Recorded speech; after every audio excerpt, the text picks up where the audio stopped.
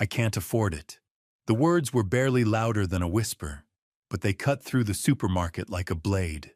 The young mother stood at the checkout, cheeks burning, holding a carton of milk in trembling hands. Her daughter clutched her leg, eyes fixed on the bottle, lips dry. The cashier sighed, already reaching to take it back. "I'm sorry," the woman said again, forcing a smile she didn't feel. "I'll put it back." That's when someone behind her spoke. "Don't." The entire line froze. The man's voice was calm, low, heavy with authority. A suit worth more than the store itself. Eyes that had seen fear bend before them. The Mafia boss had watched everything. The milk, the little girl, the way the mother turned away so her daughter wouldn't see the tears. He stepped forward slowly, and in that moment, no one in that store knew why this powerful man, a man who owned half the city, was staring at a single carton of milk like it mattered more than money ever had. Stay with me until the end, because what he does next for that mother and child will silence the entire room and change 3 lives forever. Before we begin, don't forget to like this video, hit subscribe, and comment where you're watching from. Now, let's get into it. The fluorescent lights hummed overhead, casting harsh shadows across the rows of cereal boxes and canned goods. It was just past 9 in the evening at Murphy's Corner Market, the kind of neighborhood store where every face was familiar and every story was known. The automatic doors wheezed open and closed with mechanical precision, letting in the cool October air that carried the scent of rain and fallen leaves. Maria Santos pushed her cart through the narrow aisles, her 4-year-old daughter Sophia walking beside her with careful steps. The little girl's shoes squeaked against the linoleum floor, worn thin from countless trips to this same store. Maria's eyes scanned the shelves methodically, calculating prices in her head with the precision of someone who counted every penny twice. 24 hours earlier, Maria had been fired from her job at the textile factory. Budget cuts, they said. Last hired, first fired. The supervisor had handed her a pink slip with apologetic eyes and 2 weeks severance pay that wouldn't even cover next month's rent. She'd walked to her car in the employee parking lot, sat behind the wheel for 10 minutes, and cried until her chest ached. But Sophia needed milk. Growing children couldn't wait for better circumstances. Maria reached for the store brand carton, the cheapest option available. Even then, the price tag made her stomach twist. $3.49. She had exactly $17.12 in her wallet, money that needed to stretch until she found another job. Rent was due in 2 weeks. The electric bill sat unopened on her kitchen counter. Sophia's pediatrician appointment was scheduled for Friday. Behind them, 3 aisles away, Vincent Torino examined a bottle of imported olive oil with the same intensity most people reserved for legal documents. His charcoal gray suit was tailored to perfection, each thread precisely placed. The kind of man who commanded rooms without speaking. The kind of man whose reputation preceded him into every conversation. Vincent Torino wasn't supposed to be in Murphy's Corner Market. Men like him had assistants for grocery shopping, drivers who handled mundane errands, entire staffs dedicated to ensuring he never had to concern himself with the trivial mechanics of daily life. But tonight was different. Tonight, he needed to think. The Castellano family had made their move earlier that afternoon, a bold play for the docks that Vincent had been orchestrating for 6 months. 3 phone calls and a carefully worded message had dismantled what should have been a straightforward negotiation. Now Vincent needed to recalibrate. He needed to walk among regular people, to remember what the world looked like outside of boardrooms and private clubs. He'd dismissed his driver at 8:30 and walked the 12 blocks from his penthouse to this unremarkable corner store.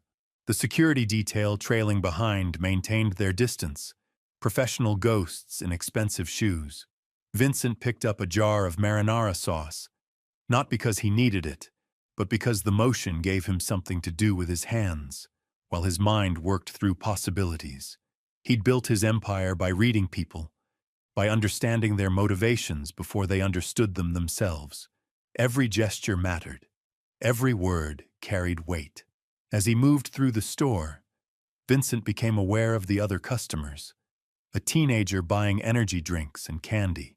An elderly man selecting frozen dinners for one. A young woman with a small child, moving with the careful deliberation of someone operating on a strict budget. Something about the woman caught his attention. Perhaps it was the way she paused before each selection, her lips moving silently as she calculated costs. Perhaps it was how her daughter stayed close, understanding instinctively that this wasn't a trip for wants, only for absolute needs.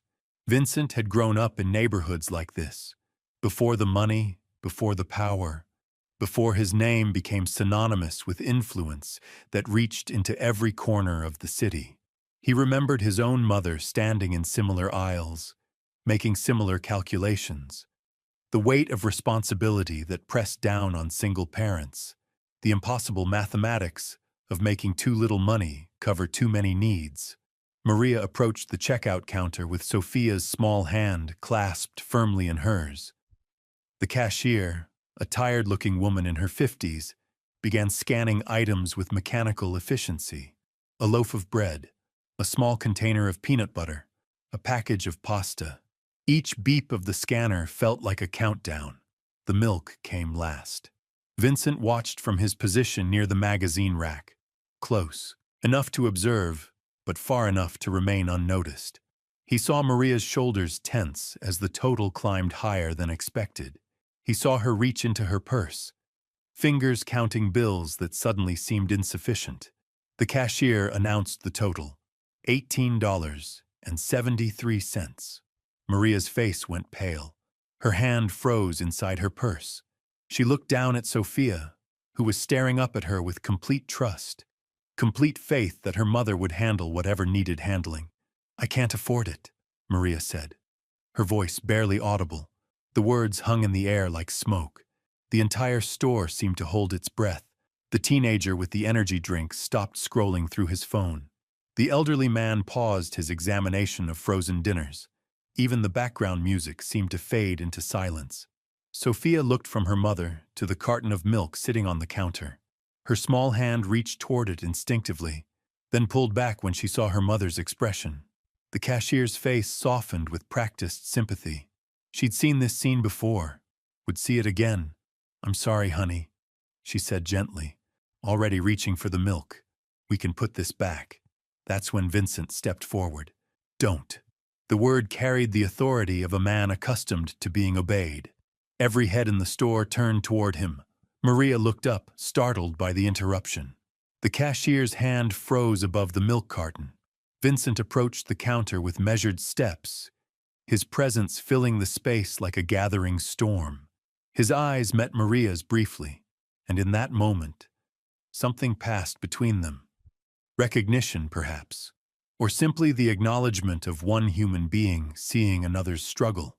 He reached into his jacket pocket, and for just a moment, the tension in the store ratcheted higher. But what he withdrew wasn't what anyone expected. It was a simple black leather wallet, worn at the edges, softened by years of use. The kind of wallet that held more than money. It held memories. Vincent pulled out a crisp $100 bill and placed it on the counter beside Maria's groceries. The paper made no sound as it settled, but the impact was deafening. Every eye in the store fixed on that single piece of currency like it was a miracle made manifest. The cashier stared at the bill, then at Vincent, then back at the bill. Her hand hovered over it uncertainly, as if touching it might break some unspoken spell. "Pay for her groceries," Vincent said quietly. His voice carried the weight of absolute certainty. "Keep the change for yourself." Maria's breath caught in her throat. She looked up at this stranger, this man whose very presence seemed to shift the atmosphere of the entire store. There was something in his eyes she couldn't quite identify. Not pity, not charity. Something deeper, something that spoke of understanding born from experience. "Sir, I can't accept this," Maria managed to whisper. Her voice trembled with a mixture of gratitude and pride. This is too much. Vincent's expression softened almost imperceptibly. For just a moment, the mask of authority slipped, revealing something vulnerable underneath, something human.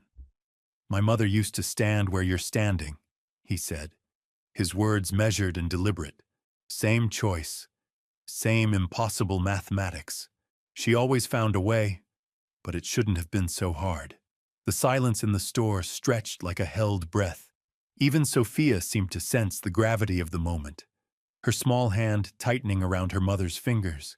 Vincent knelt down slowly, bringing himself to Sophia's eye level. His expensive suit creased at the knees, but he didn't seem to notice or care. Up close, his face was gentler than his reputation suggested. Lines around his eyes that spoke of laughter alongside the harder truths of his world. "What's your name, sweetheart?" he asked, his voice taking on a warmth that surprised everyone listening. "Sophia," the little girl replied, her voice barely above a whisper. "That's a beautiful name." Vincent smiled, and for a moment, he looked like any grandfather might look when speaking to a child. "Do you know what my favorite part of the grocery store is?" Sophia shook her head, wide eyes fixed on his face. "The milk section," Vincent said with mock seriousness, "because milk helps little girls grow up to be strong and smart and brave. And I think you're going to be all three of those things." Sophia giggled, the sound breaking through the tension like sunlight through clouds. Even Maria found herself smiling despite the tears gathering in her eyes. Vincent stood slowly, his attention returning to Maria. His expression grew more serious, but not unkind. "Listen to me carefully," he said, his voice low enough that only she could hear. "Tomorrow morning, go to Delacroix Construction on 5th Street. Ask for Tony Ricci. Tell him Vincent sent you. They need someone for their office, handling schedules and invoices. The pay is fair. The hours work with a school schedule." Maria stared at him in disbelief. "You don't even know me," she said. "Why would you do this?" Vincent was quiet for a long moment, his gaze distant. When he spoke again, his voice carried the weight of old memories. "Because 30 years ago, my mother stood in a store just like this one, and nobody helped her. She worked 3 jobs to keep us fed, slept 4 hours a night, and never once complained. She deserved better than that struggle." He paused, looking down at Sophia, who was now clutching the milk carton like a treasure. "Every child deserves to see their parents smile instead of worry," Vincent continued. "Every mother deserves to sleep at night knowing tomorrow is taken care of." The cashier had been listening with tears in her own eyes. With shaking hands, she processed the payment, the register's mechanical sounds seeming almost sacred in the silence.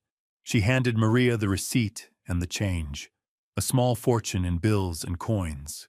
"Thank you," Maria whispered, the words inadequate for the magnitude of what had just occurred. "I don't know how to repay this kindness." Vincent shook his head. "You don't repay kindness. You pass it forward. Someday, when you're in a position to help someone else, you remember this moment. You remember that small gestures can change everything." As Maria gathered her groceries, Sophia tugged on Vincent's sleeve. He looked down at her expectantly. "Are you an angel?" Sophia asked with the innocent directness that only children possess. Vincent laughed, a rich sound that seemed to surprise him as much as anyone else. "No, sweetheart. I'm just a man who remembers what it feels like to need help." The other customers in the store had been watching this entire exchange with fascination. The teenager with the energy drinks was recording on his phone, tears streaming down his face. The elderly man was openly weeping, remembering his own struggles from decades past. As Maria and Sophia prepared to leave, Vincent called out one more time, "Maria." She turned back, Sophia's hand in hers. "The job interview is at 9 tomorrow morning. Don't be late. And Maria, wear something that makes you feel confident. You've got this." Maria nodded, unable to speak past the emotion clogging her throat. She guided Sophia toward the exit, both of them moving like people in a dream. As the automatic doors closed behind them, Vincent remained at the counter. The cashier was still staring at him with something approaching reverence. "That was the most beautiful thing I've ever seen," she said softly. Vincent picked up his bottle of olive oil, the original reason for his presence in this unremarkable store. "No," he replied, watching through the window as Maria buckled Sophia into an old car in the parking lot. "The beautiful thing will be watching that little girl grow up knowing her mother never had to choose between dignity and necessity again." He walked toward the exit, leaving behind a store full of people who would remember this night for the rest of their lives. Each of them had witnessed something extraordinary. Not just generosity, but the kind of human connection that reminded everyone present why kindness mattered. Vincent's security detail fell into step behind him as he emerged into the cool October air. The city stretched out before him, millions of lights representing millions of lives, millions of stories, millions of struggles just like Maria's. For the first time in months, Vincent Torino felt something he'd almost forgotten how to feel. He felt hope. Hope. But Vincent's story was far from over. As his black sedan pulled away from Murphy's Corner Market, something fundamental had shifted inside him. The man who controlled shipping routes and construction contracts, who decided the fate of businesses with a single phone call, couldn't stop thinking about a 4-year-old girl asking if he was an angel. 3 blocks from his penthouse, Vincent made a decision that would have surprised anyone who knew him. He pulled out his phone and dialed a number he hadn't called in years. "Marcus," he said when the line connected. "It's Vincent. I need you to do something for me." Marcus Delacroix had been Vincent's childhood friend before their paths diverged into legitimate business and shadowy enterprises. They'd grown up on the same streets, shared the same struggles, but Marcus had chosen the straight path. Now he ran one of the city's most successful construction companies. "Jesus, Vinny," Marcus said, using the nickname only childhood friends were allowed. "It's been what, 2 years? You calling to finally take me up on that fishing trip?" "I need a job for someone," Vincent said directly. "A woman named Maria Santos, single mother, recently unemployed. She'll be there tomorrow morning at 9. There was a pause on the other end. Marcus knew Vincent well enough to understand that this wasn't a request. It was something deeper. "What's the story?" Marcus asked carefully. Vincent stared out the window at the city lights blurring past. How could he explain what had happened in that store? How could he describe the moment when Sophia's innocent question had cracked something open inside him? "She needed help," Vincent said simply. "Good people shouldn't have to choose between dignity and survival." "All right," Marcus replied without hesitation. "I'll take care of it. What kind of work? Office management, scheduling, invoices, phones, something stable, something that pays enough for a mother to sleep at night? Consider it done." "Vinny?" Marcus paused. "You okay? You sound different." Vincent considered the question as his driver navigated through downtown traffic. Was he okay? For the first time in years, he thought he might be. "I'm figuring that out," he said finally, and ended the call. Meanwhile, in her small apartment across town, Maria sat at her kitchen table staring at the handful of bills Vincent had left as change. $81.27. More money than she'd held at one time in months. Sophia was already asleep, the milk safely stored in their refrigerator, but Maria couldn't quiet her racing thoughts.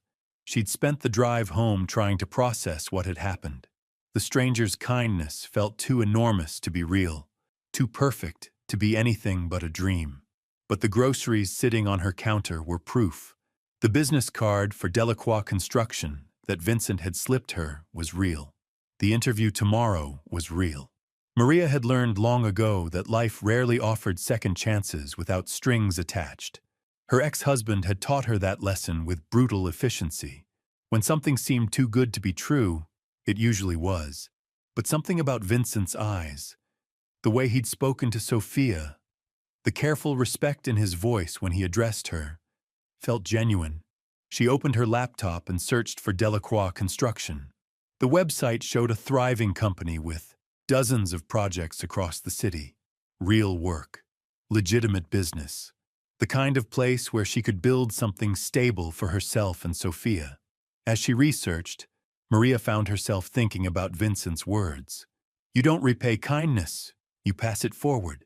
The concept felt foreign to someone who'd spent years barely surviving, but it also felt like a promise, a way to transform tonight's miracle into something lasting.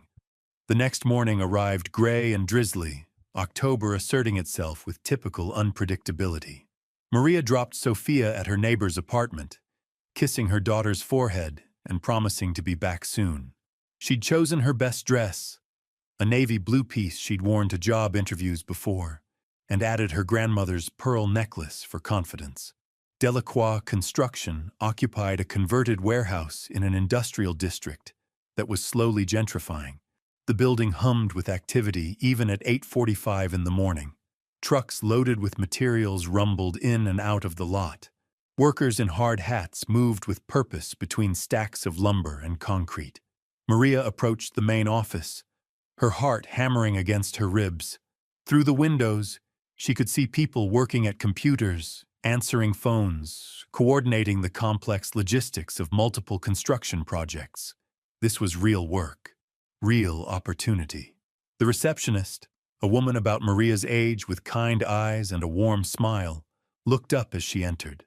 Good morning, Maria said, fighting to keep her voice steady. I'm Maria Santos. I have an appointment with Mr. Ricci. Of course, the receptionist replied. Tony's expecting you. I'm Linda, by the way. I run the front desk and about half the scheduling around here. She led Maria through a hallway lined with photographs of completed projects.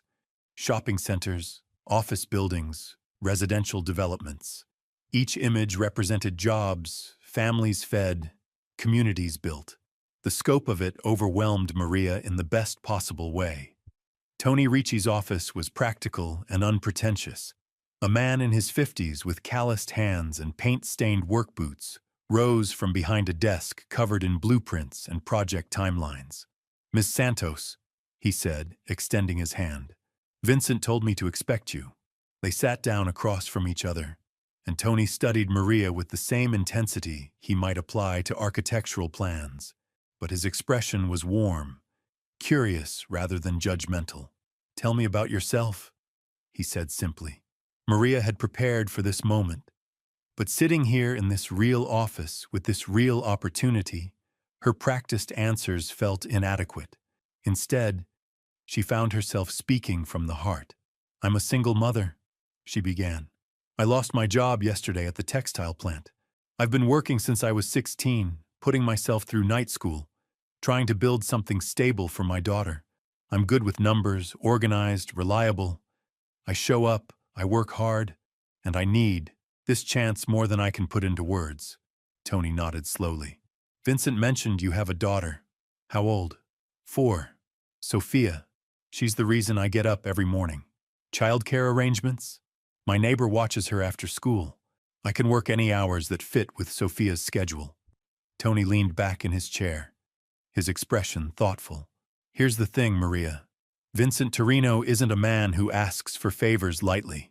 When he calls me and says someone needs help, I pay attention. But I don't hire people as charity cases. This job is real work. We coordinate schedules for 8 different project sites. We manage vendor relationships, handle invoicing, deal with city permits. It's demanding. Maria felt her chest tighten. Was this the moment where kindness revealed its limitations? But, Tony continued, I've been doing this for 25 years. And I can usually tell within 5 minutes if someone has what it takes. You walked in here scared, but determined. You looked me in the eye when you spoke. You talked about your daughter like she was your motivation, not your burden. Those are the qualities I need in this office. He reached across his desk and picked up a folder. The job starts at $42,000 a year, plus health benefits. 2 weeks paid vacation, sick leave, and we're closed between Christmas and New Year's. Standard hours are 8 to 5, but we're flexible when family situations require it. Sound like something you'd be interested in? Maria stared at him, certain she'd misheard. $42,000 was more money than she'd ever made in a single year. Health benefits meant Sophia could see a doctor without Maria lying awake calculating costs. Paid vacation was a concept so foreign she couldn't immediately process it. Yes, she whispered, then cleared her throat and spoke with more conviction. Yes, Mr. Ricci. I'm very interested. Tony, he corrected with a smile. We don't stand on ceremony around here. Can you start Monday? I can start today, Maria replied, then caught herself. I mean, Monday is perfect. Thank you. Thank you so much. As Tony explained her responsibilities and introduced her to the rest of the office staff, Maria felt something she hadn't experienced in years. Security. Not just financial security, though that was overwhelming enough, but the deeper security that came from being valued, from being part of something meaningful. Linda showed her the scheduling system, explaining how projects flowed from initial bid to completion. The work was complex, but logical, requiring exactly the kind of organizational skills Maria had developed through years of managing a household on an impossible budget. You're going to do great here, Linda said as they finished the orientation. Tony's a good boss, and Vincent Torino obviously sees something special in you. You know Vincent? Maria asked, surprised. Everyone in construction knows Vincent, Linda replied carefully. He's got interests in half the development projects in the city, but Tony's told me they go way back. Childhood friends, different paths in life, but they've maintained respect for each other. If Vincent vouched for you, that carries real weight around here. As Maria left the Delacroix building with a start date, employee handbook, and a head spinning with new possibilities, she thought about Vincent's words from the night before. Every child deserves to see their parents smile instead of worry. For the first time in Sophia's life, Maria realized that might actually be possible. But across town, Vincent was discovering that his act of kindness had created ripples he hadn't anticipated. Word traveled fast in his world, and by noon, 3 different associates had called to discuss the incident at Murphy's Corner Market. The teenager's phone video had gone viral overnight. Millions of views of a mysterious man in an expensive suit helping a struggling mother. The comments ranged from heartwarming to suspicious to wildly speculative about the man's identity. Vincent's face was partially obscured in the footage, but people in certain circles recognized the stance, the bearing, the unmistakable presence. This kind of attention was the last thing a man in Vincent's position needed. Vincent's phone buzzed incessantly throughout the afternoon. Text messages from lieutenants, calls from business partners, even a concerned message from his lawyer. The video had reached the wrong eyes, and in his world, visibility was often a death sentence. Boss, came the voice of Detective Ray Morrison, one of Vincent's longest-standing contacts in the police department. We need to talk. That video's making rounds in places you don't want it making rounds. Vincent stood at the floor-to-ceiling windows of his penthouse office, watching the city sprawl beneath him like a living organism. Every building, every street, every corner had a story. Most of those stories involved him in some way. How bad is it? Vincent asked, though he already knew the answer. Federal task force picked it up this morning. They've been building a case for 18 months, looking for any crack in your armor. Suddenly you're St. Vincent helping poor mothers? They smell publicity stunt. They smell weakness. And Vincent, Ray paused, choosing his words carefully. They smell opportunity. The line went dead. Vincent set the phone down and walked to his safe, a massive steel vault hidden behind a false wall. Inside, among the documents and cash and items better left undescribed, sat a photograph. His mother, Elena Torino, at 26 years old, holding a grocery bag and smiling despite the exhaustion in her eyes.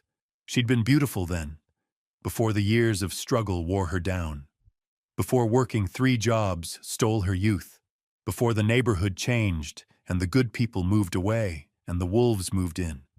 Vincent had built his empire on a simple promise to that photograph.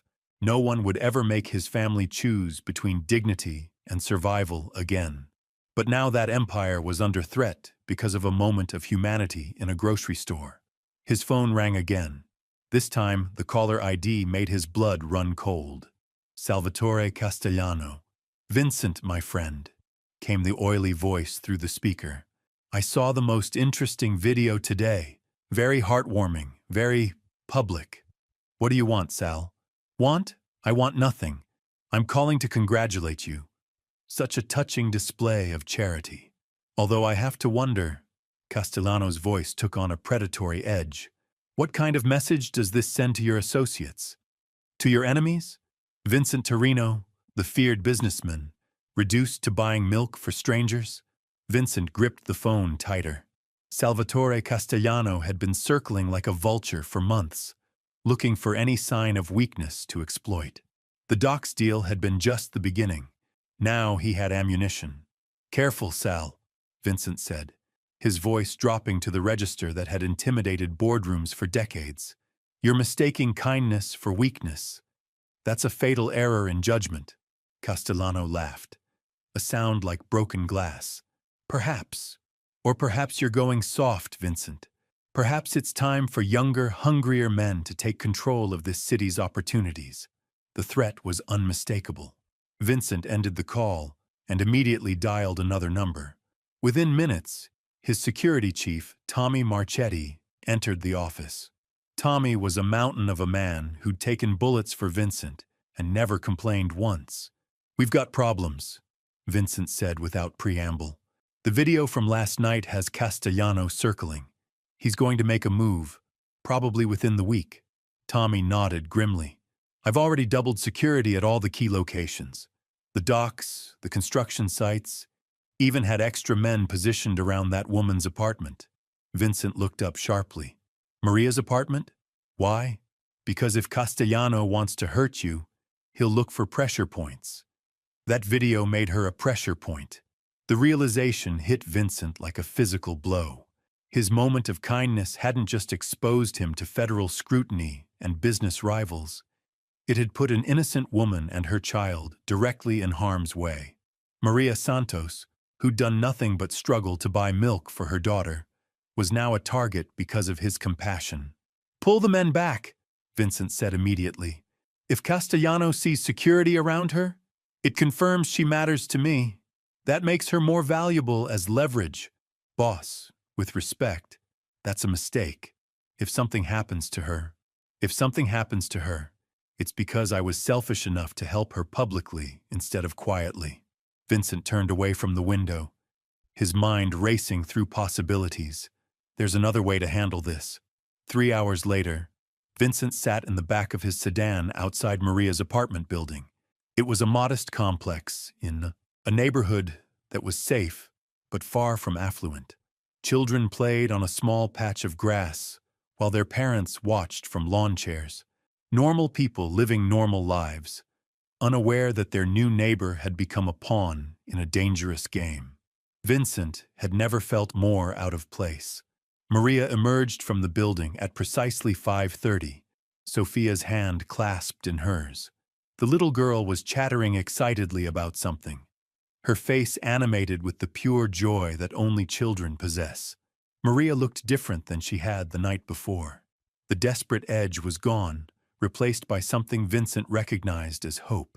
He rolled down the window as they approached the sidewalk. "Maria." She turned, startled to see him again.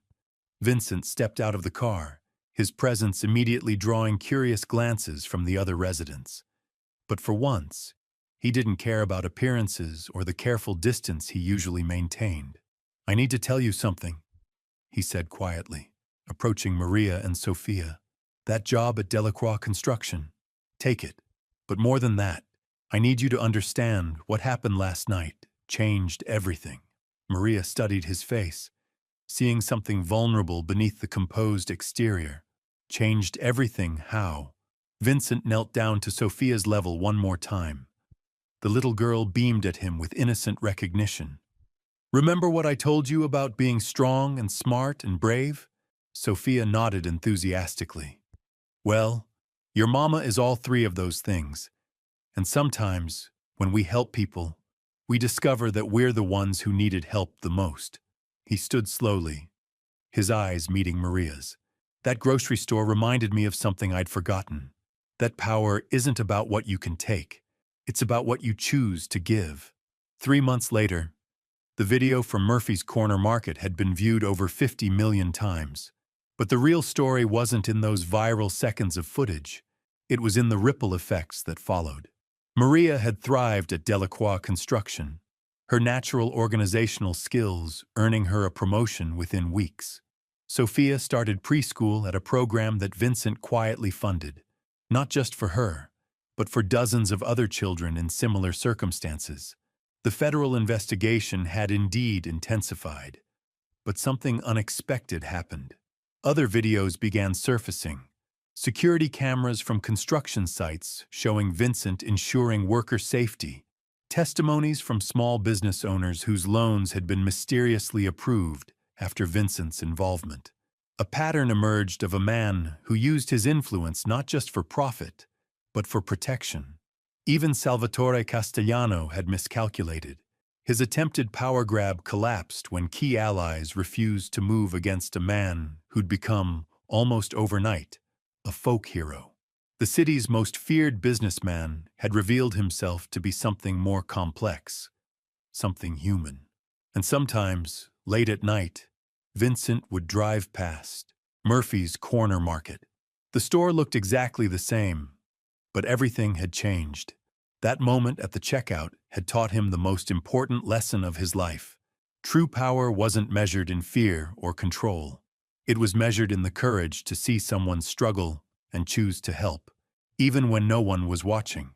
Because in the end, we're all just people trying to afford what matters most.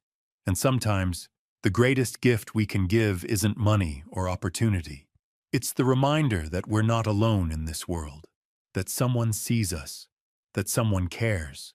That simple act of kindness had rippled outward, touching lives in ways Vincent could never have imagined. And it all started with 3 words that changed everything. I can't afford it. Sometimes the most powerful thing you can do is simply say, "Don't worry, I've got this."